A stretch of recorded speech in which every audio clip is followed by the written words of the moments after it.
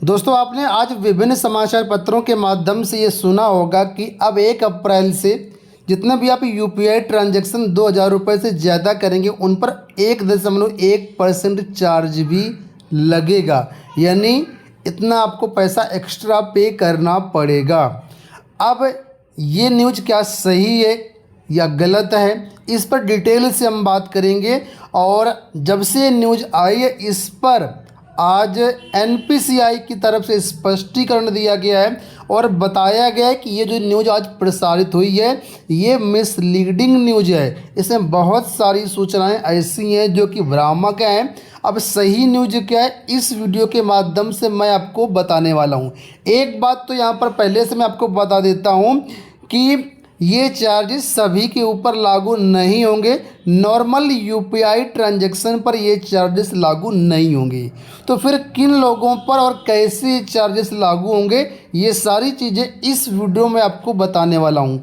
Video को आप like और शेयर ज़रूर कर दीजिएगा और अगर चैनल पर पहली बार आए तो चैनल को सब्सक्राइब भी कर लीजिए। देखिए, इस तरीके से आज ये न्यूज़ विभिन्न समाचार पत्रों में प्रकाशित हुई, जिसमें बताया गया था कि 2,000 रुपये से अधिक भुगतान तो 1.1% सरचार्ज लगेगा। जिसमें यहाँ पर बताया गया है कि ये सारी चीज़ें हैं, लेकिन इसको लोग समझ नहीं पाए और समाचार पत्रों में भी इतने क्लैरिफिकेशन से नहीं छापा गया। इसी वजह से ये सारी स्थिति जो है वो आई। अब इस पर आज एनपीसीआई की तरफ से जो स्पष्टीकरण दिया गया है वहाँ पर आप लोग ये लेटर देख सकते हैं।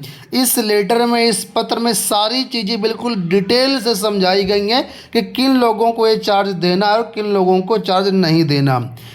तो यहाँ पर देखिए बताया गया है कि आज 29 मार्च की ये अपडेट है, जहाँ पर बताया गया in recent times UPI has emerged as preferred mode of digital payment by offering free fast and secure seamless experience.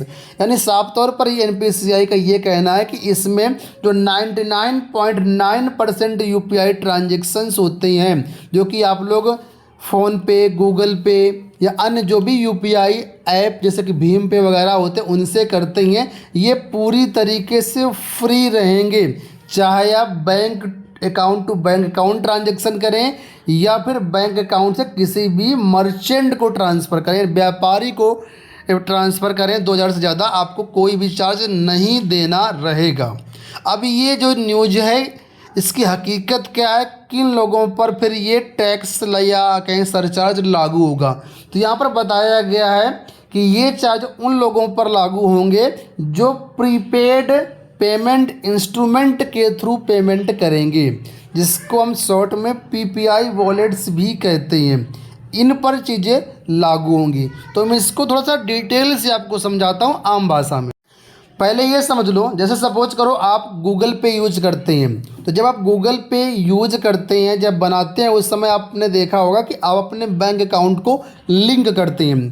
और जैसे ही कुछ सामान आप परचेज करते हैं किसी दुकानदार के पास या व्यापारी के पास, तो वहाँ पर आप क्यूआर कोड को स्कैन करते हैं। तो जब आप क्यूआर कोड को स्कैन करते हैं, उसके बाद जब पेमेंट करते हैं तो पैसा सीधे आपके बैंक अकाउंट से उस दुकानदार के बैंक अकाउंट में चला जाता है। ठीक है, तो इस तरीके के आप पेमेंट करेंगे 2,000 से ज़्यादा तो कोई भी आपको अतिरिक्त चार्ज नहीं देना है। सिर्फ जितना आपका बिल बनता है उतना ही आपको पे करना है। ठीक है, या फिर नॉर्मली आप लोग क्या करते हैं, अपने फ्रेंड्स और फैमिली को भी जब आप पैसे ट्रांसफ़र करते हैं इन किसी भी माध्यम से, तब भी आपका पैसा आपके सीधे बैंक अकाउंट से कटता है और दूसरे के बैंक अकाउंट में जा कर के वो क्रेडिट हो जाता है।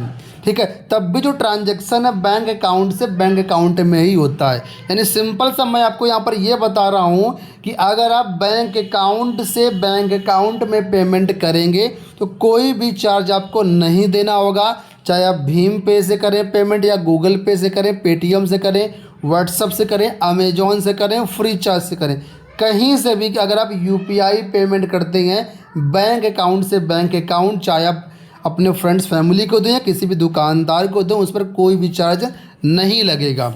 अब ये चार्ज लगेगा कहाँ पर, तो यहाँ पर जैसा कि मैंने आपको दिखाया था कि चार्ज लगेगा पीपीआई मोड पर जब आप पेमेंट करते हैं। अब ये पीपीआई का मतलब क्या है, तो आपने देखा होगा कि बहुत से ऐसे एप्लीकेशन हैं जो कि वॉलेट की सुविधा देते हैं, यानी वहाँ पर पहले आपको पैसा अपने वॉलेट में ऐड करना होता है, उसके बाद फिर आप जिसको जितना चाहे पेमेंट कर सकते हैं। जैसे कि पेटीएम, अगर आप देखेंगे तो यहाँ पर वॉलेट का एक ऑप्शन होता है, यहाँ पर देखिए ये यहाँ पर बटन है पेटीएम वॉलेट का, ठीक है। और इस वॉलेट में आप पहले से बैंक अकाउंट से पैसा लोड कर लेते हैं, ऐड मनी का आपके पास विकल्प मिलता है, वहाँ से आप जो है पैसा बैंक अकाउंट से इस वॉलेट में रख लेते हैं और उसके बाद किसी को भी कितना पेमेंट करते जाते हैं। तो अगर आप वॉलेट से पेमेंट करेंगे तब ये चार्ज लगेगा, लेकिन ये चार्ज आपको देना नहीं रहेगा। किसको देना रहेगा, अभी मैं आपको समझाता हूँ। चार्ज आपको 1.1% का ये अभी आपको नहीं देना है, ठीक है। इसी तरीके से एक दूसरा एप्लीकेशन आता है, आप लोग जानते होंगे, फ्री चार्ज। तो यहाँ पर भी देखे होंगे, यहाँ पर भी वॉलेट का आपको एक ऑप्शन मिलता है और यहाँ पर भी आप जो है अपना बैंक अकाउंट से जो पैसा ऐड करते हैं, यहाँ पर जितना भी पैसा ऐड करना चाहें ऐड कर लेते हैं और उसके बाद फिर आप यहाँ पर पेमेंट करते हैं। तो जो पीपीआई मोड जिस पर सरकार ने टैक्स लागू किया है वो दो चीज़ों पर लागू होगा, नंबर 1 वॉलेट पर और नंबर 2 कार्ड पर, ठीक है। ये आते हैं पीपीआई, यानी जो कि मैंने अभी आपको बताया था। अब मैं एक एग्जाम्पल की मदद से आपको समझाता हूँ। सपोज करो आपने अपने पेटीएम वॉलेट में पैसे रखे हैं, ठीक है। सपोज करो आप अपने पेटीएम वॉलेट में 7,000 रुपये रखे हुए ऐड करके, पहले से रखे हुए ऐड करके वॉलेट में। अब कोई भी आपने सामान खरीदा किसी भी मर्चेंट से, दुकानदार से, और आपको उसको 7,000 का पेमेंट करना है, तो आपने 7,000 का क्यूआर कोड स्कैन करके पेमेंट कर दिया, ठीक है। तो सपोज करो अब आपने 7,000 का उसका पेमेंट कर दिया है, ठीक है।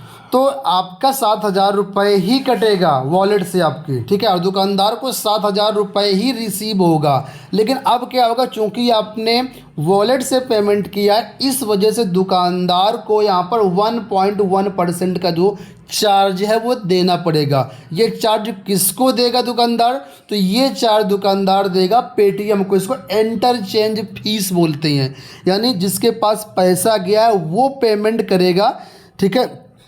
जहाँ से पैसा कटा है वो मतलब दुकानदार पेमेंट करेगा, आपको कभी भी पेमेंट नहीं करना है, ठीक है। जो चार्ज लगा है वो चार्ज, एक्स्ट्रा चार्ज आपको पेमेंट नहीं करना है। तो ये बात यहाँ पर लागू की गई। इसी तरीके से अगर आप बहुत से रेस्टोरेंट वगैरह देखे होंगे, कार्ड बना करके देते हैं जिसमें आप पहले से पैसा लोड करवा लेते हैं, उसके बाद जब जाते हैं तो वो चीज़ें वहाँ पर पेमेंट करते हैं, तो कार्ड सिस्टम पर भी ये चीज़ें लागू होंगी।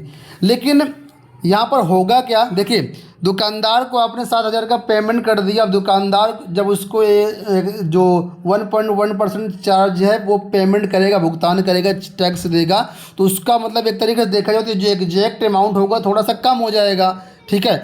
तो वो कहीं ना कहीं वसूलेगा आम पब्लिक से ही। जैसे आपने देखा होगा, अगर आप कार्ड से पेमेंट करते हैं बहुत सारे दुकानदारों पे क्रेडिट कार्ड से, तो वो क्या कहते हैं, सर कार्ड पेमेंट तो हो जाएगा लेकिन आपको 2% या 3% एक्स्ट्रा चार्ज आपको देना पड़ेगा, क्योंकि जो दुकानदार होता है वो खुद से चार्ज नहीं देना चाहता है, वो कहीं ना कहीं वसूलता आम पब्लिक से ही है। लेकिन एक्चुअल में ये जो टैक्स होते हैं, जो सरचार्ज लागू किया गया है, ये मर्चेंट पर लागू किया गया है जो कार्ड और वॉलेट से पेमेंट करेगा। लेकिन अगर आप नॉर्मल बैंक अकाउंट से बैंक अकाउंट में पेमेंट करते हैं उसके, तो कोई भी चार्ज आपको नहीं देना है, ना ही दुकानदार को देना रहेगा। और इसी चीज़ का स्पष्टीकरण एनपीसीआई की तरफ से इस लेटर में किया गया, जो कि आप लोग यहाँ पर देख सकते हैं। और इसके अलावा पेटीएम की तरफ से भी देखो, यहाँ पर यही सारी चीज़ें बताई गई हैं, ठीक है। तो आप लोग निश्चिंत रहिए, इस तरीके से कोई भी चार्ज आपके ऊपर लागू नहीं रहेंगे नॉर्मल बैंक अकाउंट से बैंक अकाउंट में। एक चीज़ यहाँ पर आपको और क्लैरिफाई कर देता हूँ कि यहाँ पर देखिए, ये जो न्यूज़पेपर्स में ऑलरेडी बताया गया था सारी चीज़ें, यहाँ पर बिल्कुल सही छापा, लेकिन हिंदी न्यूज़पेपर में चीज़ें काफ़ी मिसलीडिंग रूप से निकल के आई हैं। जो 1.1% का चार्ज है ये मैक्सिमम चार्ज है, लेकिन बहुत सी ऐसी कैटेगरी हैं जहाँ पर 0.5% से लेकर के 1.1% चार्ज तक वैरी करेगा। यानी अलग अलग सर्विसेज के लिए अलग अलग यहाँ पर चार्ज रखा गया है। अगर आप फ्यूल भरवाते हैं तो वहाँ पर 0.1% का चार्ज लगेगा। इस तरीके से अलग अलग कैटेगरी के लिए अलग अलग शुल्क यहाँ पर लगाया गया। मैक्सिमम 1.1% का चार्ज रखा गया, जिसको इंटरचेंज फ़ी के नाम से जाना जाता है। तो ये हो गया दोस्तों कंप्लीट वीडियो। उम्मीद करता हूँ वीडियो पसंद आया होगा। इस वीडियो में इतना ही, धन्यवाद।